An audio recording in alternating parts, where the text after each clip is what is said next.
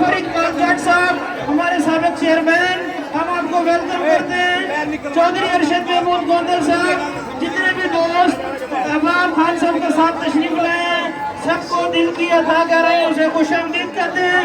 और दोस्तों से गुजारिश है, पीछे काफी चेयर लगी हुई है, पीछे चले जाएं और स्टेज छोड़ दें। सब दोस्तों से गुजारिश है कि स्टेज खाली करते हैं, स्टेज वाली जगह सईद अहमद खान साहब को दिल की अथार गहराइयों से बस्ती खैराबाद में खुशामदीद कहते हैं।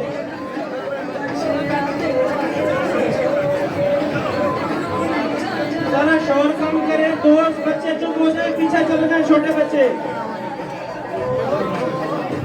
जितने भी दोस्त बाहर से तशरीफ लाए हैं, सब दोस्तों का दिल की अथा